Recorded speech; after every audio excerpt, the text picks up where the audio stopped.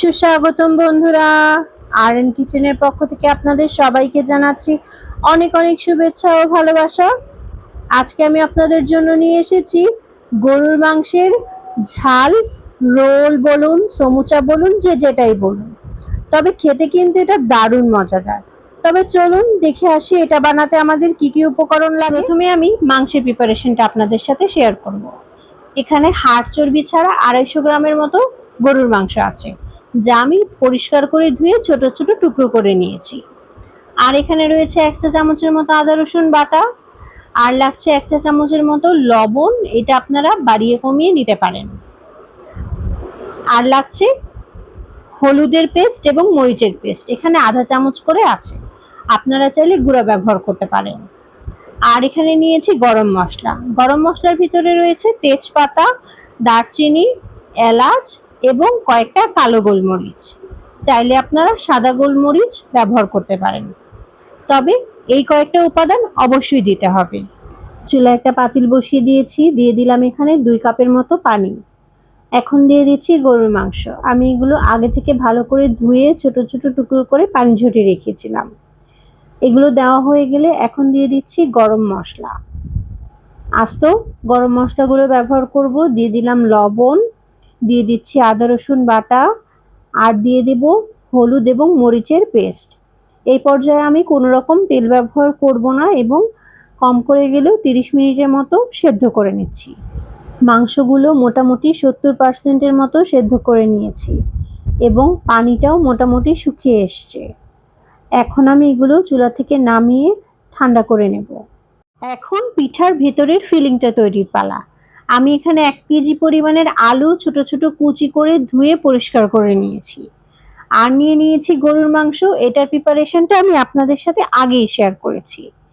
আর লাগছে এখানে 1 চামচের মতো হলুদ গুঁড়া, আপনারা পেস্টও ব্যবহার করতে পারেন।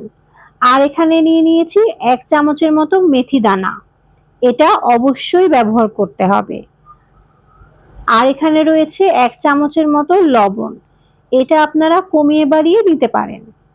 আর নিয়ে নিয়েছি কাঁচামরিচ কুচি, এটাও আপনারা বাড়িয়ে কমিয়ে ব্যবহার করতে পারেন আপনাদের স্বাদ অনুযায়ী। আর এখন লাগছে পেঁয়াজ কুচি। আমি এখানে 1 কাপের মতো পেঁয়াজ কুচি ব্যবহার করছি। চুলায় একটা কড়াই বসিয়ে দিয়েছি, দিয়ে দিচ্ছি 3 টেবিল চামচের মতো তেল। আর দিয়ে দিব এখন মেথি দানা। মেথি দানাগুলো দিয়ে একটু নেড়েচেড়ে ভেজে নিতে হবে, মেথি দানার ফ্লেভারটা তেলে আসা পর্যন্ত। আপনারা চাইলে ভাজা হয়ে গেলে একটা ছাঁকনির সাহায্যে তুলে ফেলতে পারেন, তবে যদি এটা থাকে তাহলে কিন্তু খেতে বেশি ভালো লাগে। দিয়ে দিচ্ছি কাঁচা পেঁয়াজ, এটা দিয়ে একটু নেড়েচেড়ে ভালো করে ভেজে নিতে হবে। দিয়ে দিচ্ছি কাঁচা মরিচ, এটাও আপনাদের স্বাদ মতো দিয়ে ভালো করে লাল লাল করে নেড়েচেড়ে ভেজে নিচ্ছি। পেঁয়াজগুলো লাল লাল করে নরম করে ভাজা হয়ে গিয়েছে। এখন দিয়ে দিচ্ছি আগে থেকে কুচি করে রাখা আলু। আপনারা আলুগুলো যে কোনোভাবে কুচি করে নিতে পারেন, চারকোনা করেও নিতে পারেন এবং আমার মতো কুচি করে নিতে পারেন। দিয়ে দিচ্ছি হলুদ আর দিয়ে দিচ্ছি লবণ। এই দুটো উপকরণ দিয়ে ভালো করে নেড়ে চেড়ে একটু ভেজে নিতে হবে নরম হয়ে আসা পর্যন্ত।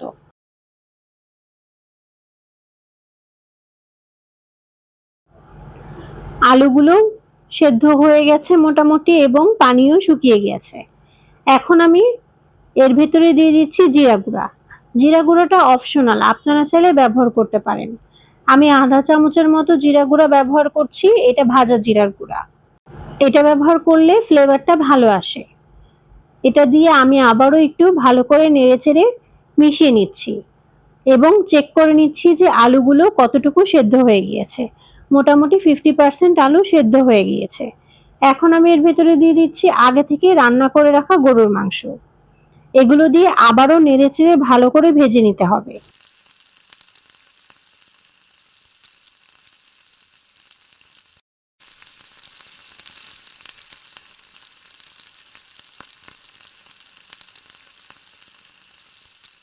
আলু এবং গোশ মোটামুটি ভাজা হয়ে গিয়েছে, তেল ছেড়ে দিয়েছে।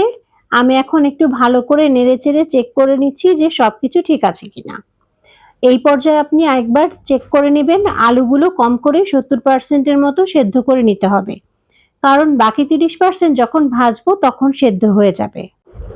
এখানে আমি একটা শীট নিয়ে নিচ্ছি, এটার ভিতরে আমি মাংসের পুরটুকু দিয়ে দিচ্ছি, দিয়ে আমি যেভাবে দেখিয়েছি এভাবে করে আপনারা রোল বা সমুচা বানিয়ে নিতে পারেন। আটা বা ময়দা একটুখানি গুলে সেটার পেস্টটা আমি এই সাইডগুলোতে লাগিয়ে এভাবে মুড়িয়ে রোল তৈরি করে নিচ্ছি।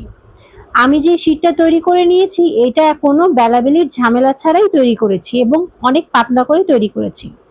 আপনারা যদি চান আমি সেই ভিডিওটাও আপনাদের সাথে শেয়ার করব। তাছাড়া আপনারা আটা কিংবা ময়দা ভালো করে রুটির মতো করে তৈরি করে সেটা দিয়েও এইভাবে রোলগুলো তৈরি করে নিতে পারেন,